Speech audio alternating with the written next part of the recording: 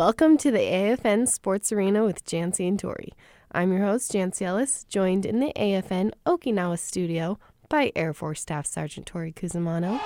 Simmer down now. They're happy Simmer again. down. Simmer down now. Okay, what's up? Anything new in the world of Tory? It's the holiday season, Jantzee. I'm feeling the spirit. Me too. I'm excited. Very for much this year. so. I have the Santa Claus hat. I've been trying to saw wear it. It's a little that. difficult to wear over the headphones. Yeah. Try it. I can't. It doesn't work. You can wear it the rest of the day. Okay. Well, I finally succumbed to the dreaded Okie cold. Oh, no. I had to cancel all my plans this weekend. I was so sick. My husband was calling me Cameron from Ferris Bueller's Day Off. So I'm like, I'm dying. He's like, you're not dying. You just don't have anything better to do. And sad. Yeah.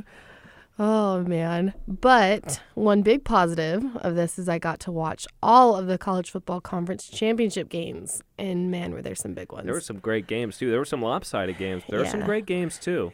Games with big implications. Hi. But first, we were lucky enough to have Mr. Dave Ornauer back on island. And he has an update for us about what's going on in the local Okinawan sports world. The Ornado. Take it away, Dave.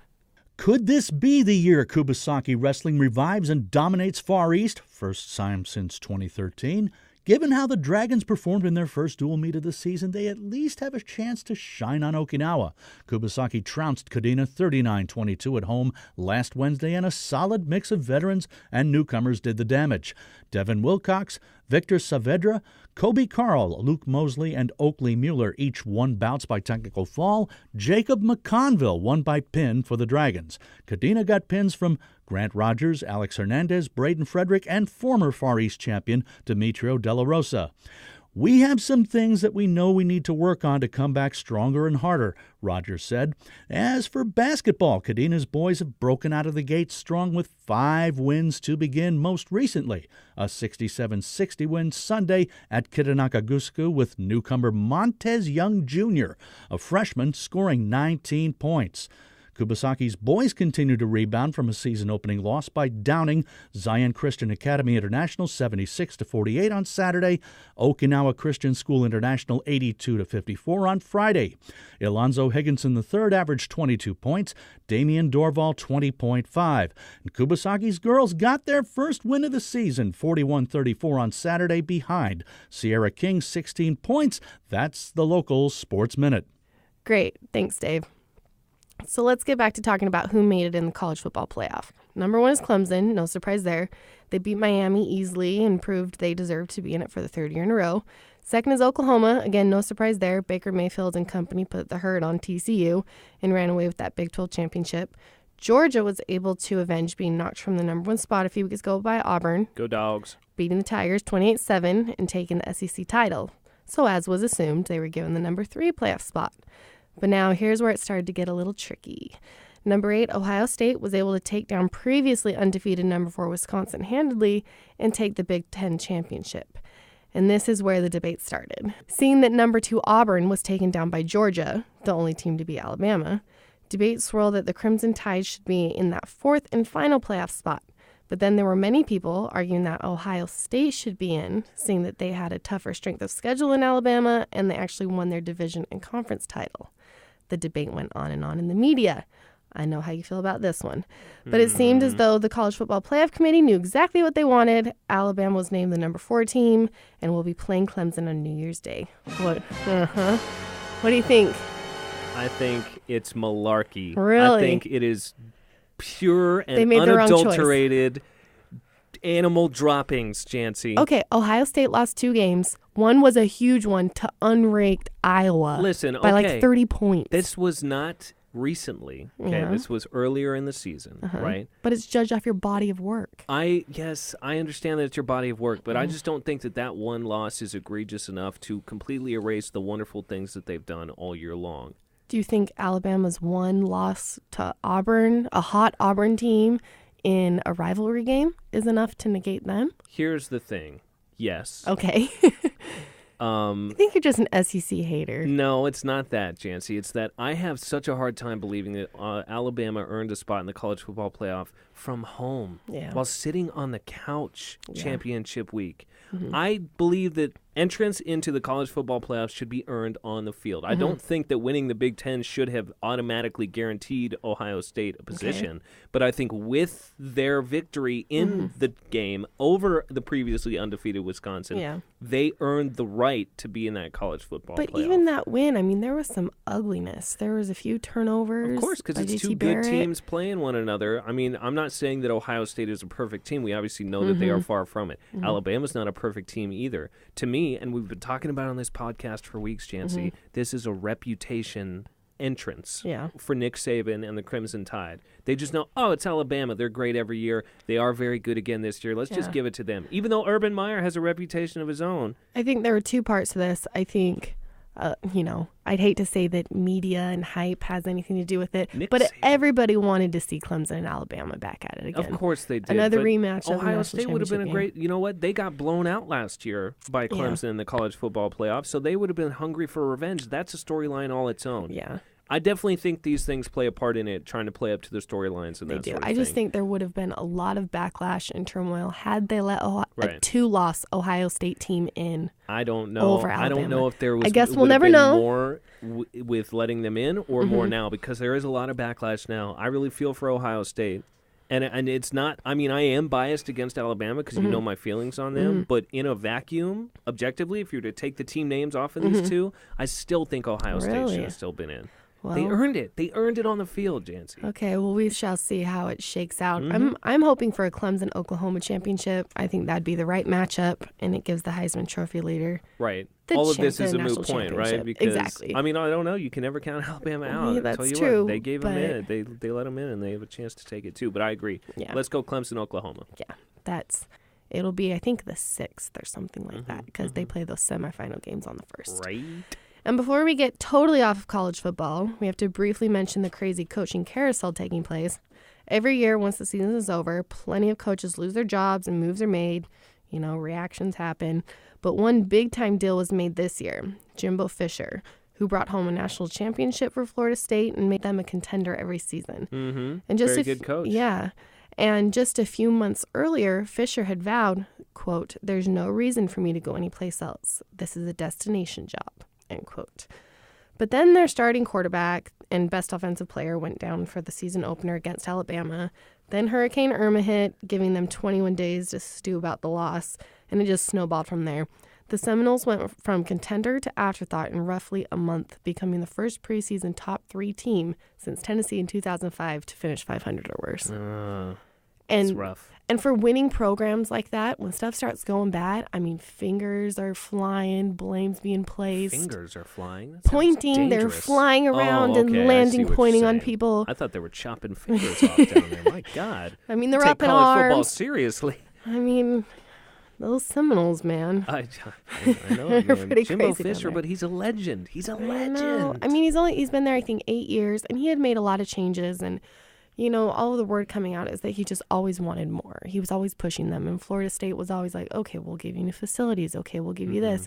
And I think they just finally got tired of just giving. Sure. Especially when, last season they weren't great. This season they had a lot of promise and they didn't live up to it. Okay, but I ask you this, just like we said about the college football playoffs, shouldn't body of work count for something when it comes to a coach? You cannot. But he didn't get fired.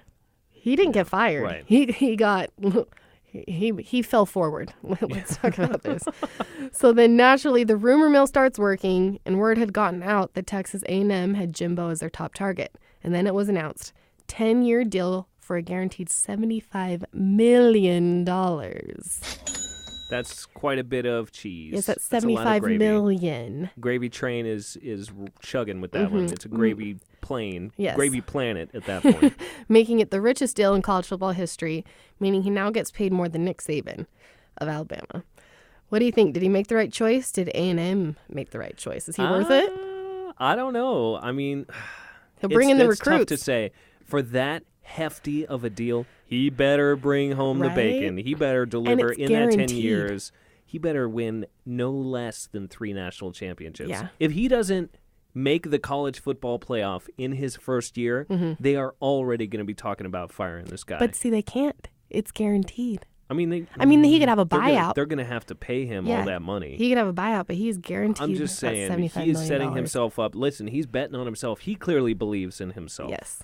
I think he's a wonderful coach. I think he's a wonderful recruiter. I want him to do well. I like Texas A&M. He's going from a wonderful program at FSU, a storied program, to another wonderful and storied program Just at A&M. a different shade of maroon. Yes. slightly different colored jerseys they'll be wearing, so we won't have to change his attire too much. And we'll have the 12th man, but it does kind of show, where because he wasn't getting paid a whole lot less at Florida State.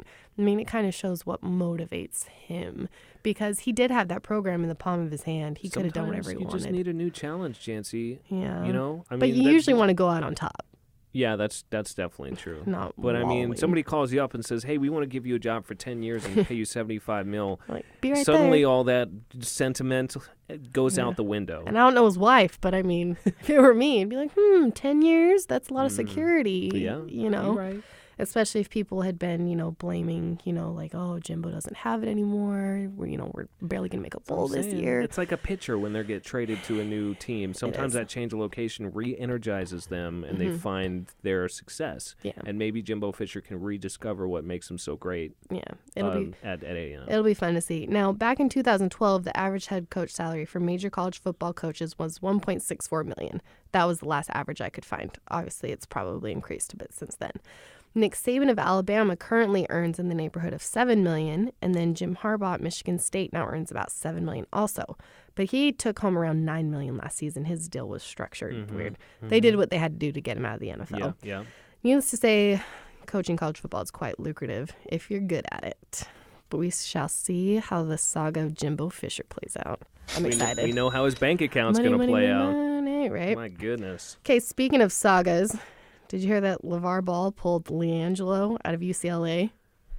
Yes, I did hear this. Oh, my goodness. I almost couldn't believe it when I heard it. I mean, I could obviously believe it because it's Lavar, but I think it's a completely dumb decision. It's to the point where you could put Lavar Ball's name into any headline and be I like, would believe it. Okay. Lavar Ball walks on the moon. I would be like, wow, really? Oh, cool. SpaceX sent him up there? That's crazy. Yeah, he is crazy. Hope there's nobody up there for him to annoy. I know. Okay, so as you may remember, LiAngelo, the son, along with 2 other teammates, were caught stealing Louis Vuitton sunglasses in China on a school trip for an exhibition game. They were detained and eventually released. The players all apologized and thanked President Trump for aiding in their release, even though Laval said that they shouldn't have. However, when they returned, UCLA said that they were suspended, quote, indefinitely. Now, what does that mean? Nobody knew for sure. But people were saying that they could be back as soon as for conference play next month. But apparently that wasn't enough for Lavar Ball. Yeah, I got a quote from him on this. Yeah. Direct quote. Crazy to me. It's crazy. Quit whining. Your son... Anyway. Okay, so he said he didn't think that it was fair that the country of China gave them a lesser penalty than UCLA. Give me a break, dude. Your kid stole. He admitted to it. He created an international incident. There needs to be ramifications for that. It does not reflect poorly on just UCLA, but on the United States of America. Period. And in if they country hadn't, China that loves basketball, you'd stand a chance to damage that reputation and seriously jeopardize the revenue that the NBA and basketball gets from China for America. And if UCLA hadn't put these, this slap on the wrist to them, they would have been scrutinized. I'm surprised that they did not outright kick them off the team. Me too. I think they understood what LiAngelo Ball meant to UCLA's program in terms of people noticing it. You know what I mean? The newsworthiness of it. Yeah. Eyeballs on the program. So I think that they went with that. And it wasn't enough, apparently, for old Lavar. Yeah. Now, LiAngelo has 0 chance of being drafted in the NBA. I mean, not that he was on anybody's scouting list before, but now he certainly doesn't since he's only a freshman and didn't complete his required season. I guess the best he can hope for is maybe to play in a foreign league, but he's also forfeited his free education.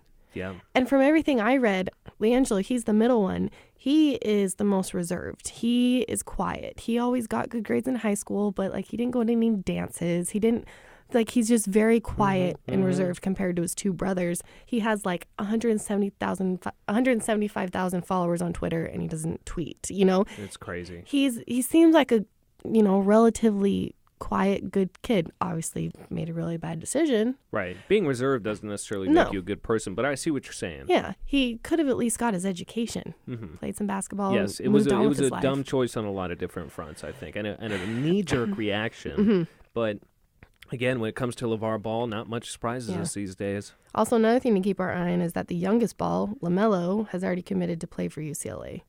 So we shall see where that high school prodigy ends up. We shall indeed. Drama. But okay, we're starting to drag on a bit here. What do you say we do a 2-minute drill? That sounds good. I love the 2-minute I know. drill. We haven't done one of these in a while. All right. Okay, 2 minutes on the clock. Here we go. Are you ready? Ready. And This weekend, the Seattle Seahawks and Russell Wilson outdueled the Philadelphia Eagles and ended their 9-game winning streak, also knocking them from the number 1 seed in the NFC. Should the Eagles start panicking? Are their Super Bowl hopes in jeopardy? not in jeopardy. I mean, nobody's Super Bowl hopes are certain. I think the Eagles have the biggest shot in the NFC. They needed this adversity now to grow from it, and I think they're going to get there still. Okay. Tiger Woods made a return to professional golf after a 9-month absence and an even longer drought of being competitive. And he actually looked pretty good, going 4 under par 68 over 4 rounds and beating many top-ranked PGA stars. Is Tiger back? Will we ever see him win another major? I think he has the talent to do so. That's never been the question. Yep. And it hasn't even been all this scandalous stuff that's been going on. I think it's been a distraction. He needs to be healthy. And it seems like he's finally healthy. If he can sustain that, absolutely he's going to win another major. I'm excited. I'm kind of rooting for him. Number 3, it was just announced that New York Giants coach Ben McAdoo and GM Jerry Reese are both fired. Who saw that coming? The week after benching Eli Manning in favor of Geno Smith, to much outcry from the entire sports world. 2 questions. Will Eli return as a starter? And will he hang around next season? I do think he's going to. They've already announced he's going to return as the starter. Steve Spagnuolo, his That's right. QB coach. It's the interim head coach. And will he be back next season? That's going to depend on who they hire. Yeah. I sure would like to see him in a different uniform, but he Broncos. loves the New York Giants. He loves New York, and I think that's where he wants to be. So we'll see if they can So make maybe it his work out feelings for him. weren't hurt too bad. Yeah. Okay, final question. Rob Gronkowski of the New England Patriots is suspended for 1 game after a body slammed Tre'Davious White, laid on the sidelines after White intercepted a pass intended for him. Is Gronk on your punk list? Gronk is absolutely on my punk list. But was it's cheap. weird with him. It's weird with him because I do, like, in spite of myself, I like him a little bit. But the dude is a punk. That was inexcusable. Yeah. I saw the video of it and I was like, what are you doing? What are you That thinking? almost like made him go higher on my punk list right there. That's unsportsmanlike, and I think the NFL as a whole needs fixing on so many fronts, but the first and foremost being player conduct. When it comes to stuff like that, late hits like that, I'm glad they suspended him for that. It's the agree. right call. He needs to not ever do that again. Another thing is players calling for pass interference, complaining to the refs. Shut your mouth, play the game. Yeah. Okay, well, we almost made it. We almost made 2 minutes that time. We were right there. We were right there. Yeah, I just decided You felt to get passionate on my about that. soapbox. You It's know what I okay. You're entitled. mean? Okay. Well, okay, that's going to have to do it for us today. Thanks for joining us in the AFN Sports Arena. I'm Jantzee, and he's... Air Force Staff Sergeant Tory Cusimano. So dramatic. We hope you hit subscribe and join us next week. Stay safe out there, and don't forget, you have to look good to play good.